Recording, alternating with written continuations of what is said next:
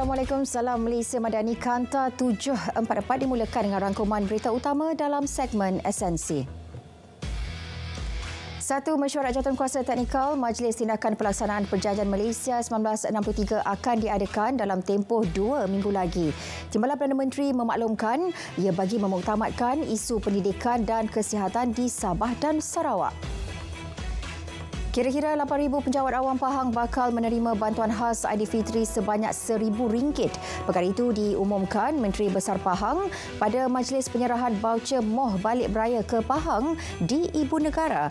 Jelas beliau, bantuan khas itu akan dimaklumkan kepada Setiausaha Kerajaan Negeri Pahang dan bantuan tersebut akan diterima sebelum Hari Raya. Beberapa intervensi jangka panjang dan pendek dirangka KPM bagi menyelesaikan isu kepadatan pelajar sekolah seluruh negara. Antaranya pembinaan dan penggunaan kabin, menyuraikan pelajar ke sekolah berdekatan supaya bilangannya dapat dikawal serta pembinaan sekolah-sekolah baru. Menterinya Fadina Siddiq berkata sebanyak 26 buah pembinaan sekolah baharu telah diluluskan dalam Belanjawan 2024. Pelaksanaan subsidi bersasar yang bakal dilaksanakan kerajaan tidak akan memberi kesan kepada pelaburan asing dalam negara. Menteri MITI berkata ini kerana kebanyakan syarikat lebih melihat kepada konsistensi dasar dan polisi yang dilaksanakan kerajaan. Selain itu, kos pengoperasian syarikat asing yang melabur di Malaysia juga masih dikategorikan rendah berbanding negara lain. Hati-hati membuat kenyataan atau ambil tindakan yang menyentuh sensitiviti agama dan perkauman. Menteri Perpaduan tegaskan rukun negara prinsip asas yang sepatutnya menjadi panduan bagi pembinaan serta pemeliharaan keharmonian di Malaysia. Beliau turut berharap semua pihak menyebarluas prinsip asas integrasi nasional iaitu faham, hormat dan terima. Video yang tular berkaitan isu kafir telah diseleweng dari konteks benar. Jelas Menteri Pendidikan ia telah dirakam dan ditularkan dengan tujuan mencipta polemik dan fitnah. Beliau tegaskan tuduhan terbabit tidak benar dan berniat mencetuskan kekecohan dalam isu berkaitan 3R.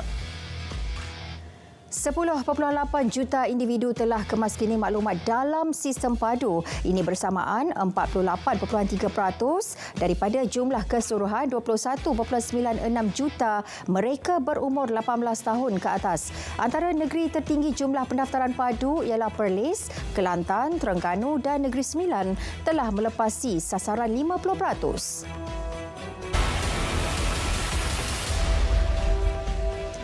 5 sekeluarga yang dihanyutkan arus deras ketika menjala ikan di longkang monsun di Sri Kembangan petang semalam dikenal pasti sebagai warga Indonesia. Ketua Polis Daerah Serdang berkata mangsa yang ditemukan lemas ialah anak sulung pasangan itu yang berusia 10 tahun, manakala adik perempuan bongsunya 4 tahun dan ibunya berusia 38 tahun belum ditemui. Mangsa yang selamat ialah bapanya 40 dan seorang lagi anak lelaki berusia 9 tahun. 2 lelaki maut dalam kemalangan membabitkan lori dan trailer di Rompin, Pahang. Menurut Pegawai Perhubungan Awam JBPM Pahang, bomba terima laporan berhubung kejadian pada pukul 1.25 petang. Mangsa maut merupakan pemandu dan penumpang lori, manakala pemandu lori trailer cedera. Sementara itu, di Pontian, remaja lelaki 14 tahun maut selepas kereta dinaiki terlibat kemalangan dengan lori di kilometer 11 Jalan Benut, Simparenggam semalam. Ibu mangsa yang memandu kereta dan adik lelakinya parah. Pemandu lori dipercayai gagal mengawal kenderaan sebelum masuk ke laluan bertentangan. Bapa Allahyarham Megad Ashman Akif, pelajar Malaysia yang maut dalam kemalangan di New Zealand, berangkat ke negara itu malam tadi bagi urusan pengebumian jenazah. Beliau berhasrat bawa pulang jenazah ke tanah air. Bagaimanapun, menurut Datuk Allahyarham, jika prosesnya rumit, keluarga cadangkan jenazah disemadikan di New Zealand. Selepas 15 jam tersesat di hutan dekat kampung Pulau Kerengga, Marang, 3 sahabat berjaya ditemui pagi semalam. Kesemua mangsa ditemui 4 km dari pos kawalan bencana. 3 remaja terbabit dilaporkan sesat dan gagal menemui jalan pulang selepas memikat ayam hutan. Sultan Pahang menzahirkan rasa duka cita dan kecewa dengan kejadian serangan bom petrol membabitkan cawangan KK Mart di Kuantan. Baginda mengecam sekeras-kerasnya kejadian itu dan menitahkan polis memberi perhatian serius serta ambil tindakan segera. Baginda menyeru seluruh rakyat supaya tidak terpengaruh dengan naratif perkauman yang boleh mengganggu gugat keharmonian.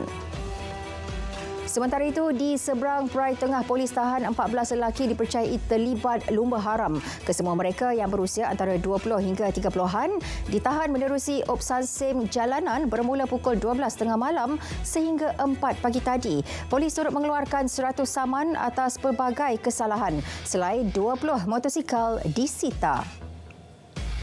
Di Taiping, seorang ahli perniagaan rugi lebih RM418,000 selepas ditipu skamer yang menyamar sebagai polis. Menurut Ketua Polis Negeri, mangsa pada awalnya didakwa terbabit 1 kes jenayah sebelum diperdaya hingga melakukan 7 transaksi ke 6 akaun bank yang berbeza antara 27 Februari hingga 26 Mac lalu. 5 lelaki disyaki seluduk beras di Berkas. Serbuan dilakukan menerusi Optarim Bravo, turut temukan dadah dan 2 pistol serta lebih 40 butir peluru. Serbuan dibuat di sebuah rumah di Kampung Jambu, Kota Baru, Rabu lalu. Hanya 3,528 daripada 6,855 pekerja asing yang didaftarkan di bawah program RTK 2.0 di Terengganu telah membuat pengesahan melalui sistem biometrik yang berakhir hari ini. Justru baki 3,327 pekerja asing yang gagal berbuat demikian akan dianggap sebagai parti bermula esok. Majikan yang tidak datang membuat verifikasi pula adalah melakukan kesalahan menggajikan pekerja asing tanpa dokumen yang sah mengikut Akta Imigresen 1959-63. Bekas pegawai MPKB mengaku tidak bersalah di Mahkamah Magistrate atas 2 pertuduhan mencabul kehormatan rakan sekerja pada Oktober tahun lalu. Mengikut pertuduhan pertama, dia menggunakan kekerasan dengan niat untuk mencabul kehormatan wanita terbabit di pejabat MPKB kira-kira jam 9.30 pagi pada 12 Oktober 2023. Bagi pertuduhan kedua, tertuduh dituduh melakukan perkara sama pada 26 Oktober 2023. 28 Mei ditetapkan sebagai tarikh sebutan semula kes. 8 individu ditahan kerana tidak menghormati Ramadan apabila merokok di tempat awam. Perbuatan mereka dikesan semasa operasi Jawi Labuan setakat ini. Ia hasil pemantauan di beberapa premis menjual makanan, pusat membeli belah dan taman rekreasi sekitar pulau berkenaan. Tindakan diambil mengikut peruntukan dalam Akta Kesalahan Jenayah Syariah Wilayah Persekutuan 1997, Akta 559. 418.52 kilogram makanan tidak terjual di Bazar Ramadan sekitar Kuala Nerus berjaya diselamatkan daripada pembaziran. Usaha itu dilakukan melalui program My Safe Food at Ramadan Terengganu dengan lebihan makanan diagihkan kepada mahasiswa dan komuniti kurang berkemampuan. Pengarah KPDN Terengganu berkata usaha itu bagi memberdayakan sistem pengurusan lebihan makanan yang efektif. Johor rekodkan 1,047 panggilan berkaitan pembakaran terbuka akibat cuaca panas sejak 30 Januari hingga semalam. Menurut pengarah JBPM Negeri, ia membabitkan keluasan 9.39 hektar antara daerah titik panas, Muar, Pontian dan Segamat.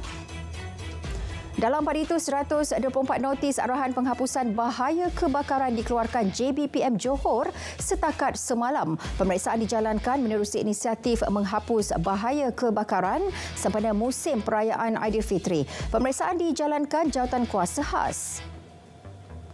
Pengurusan Masjid Prima Saujana Kajang memohon maaf atas kesilapan melaungkan azan Maghrib 4 minit lebih awal sebelum masuk waktu sebenar pada Sabtu disebabkan masalah teknikal. Kejadian itu telah dimaklumkan dan dirujuk kepada Jabatan Agama Islam Negeri Selangor, JAIS. Justru itu, jemaah yang bergantung pada laungan azan Maghrib dari masjid berkenaan untuk berbuka puasa pada hari tersebut, puasa mereka adalah terbatal serta perlu diganti atau diqada.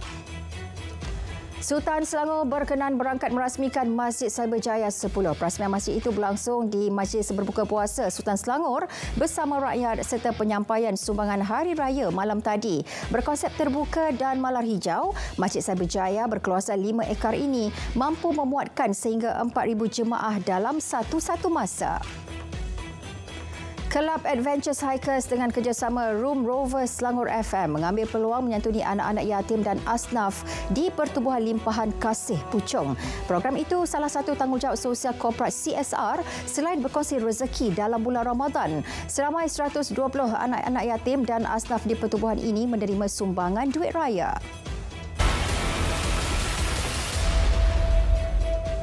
Kementerian Keuangan memperincikan skop pengecualian cukai perkhidmatan bagi membantu mengurangkan kesan langsung kepada kos sara hidup rakyat serta insiden cukai berganda. Pengecualian itu membantu memastikan sektor perkhidmatan negara terus berdaya saing. Kenaikan kadar CP daripada 6% kepada 6% mulai 1 Mac lepas lebih kepada perkhidmatan kemahuan dan aktiviti antara perniagaan.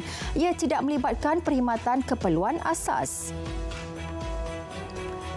UOB Malaysia melancarkan The Business Circle di Malaysia, satu inisiatif perintis. Ia bagi memperkasa pemimpin generasi akan datang dalam perniagaan keluarga di Asia. Inisiatif ini kini mempunyai komuniti yang terdiri daripada lebih 1,000 perniagaan yang dikendalikan keluarga. Perniagaan keluarga kini memainkan peranan penting dalam memacu pertumbuhan ekonomi di Malaysia dan ASEAN. Kementerian Pelancongan Seni dan Budaya MOTEK menyalurkan peruntukan sebanyak RM400,000 bagi menaik taraf infrastruktur 3 inap desa di Melaka pada tahun ini. 3 inap desa berkenaan adalah di Melaka Pindah, Kampung Moten dan Tanjung Kling. Inap desa berkenaan layak menerima peruntukan selepas didapati mencapai piawaian yang ditetapkan. Tempahan inap desa di Melaka meningkat hampir 105% bersempena sambutan Tahun Melawat Melaka 2024. Peningkatan itu berdasarkan tempahan di 135 inap desa pada 2 bulan pertama tahun ini berbanding tempoh sama tahun lalu. Perkembangan positif itu menjadi nilai tambah dalam menarik kehadiran pelancong dan seterusnya mencapai sasaran 18.7 juta pelancong ke Melaka tahun ini.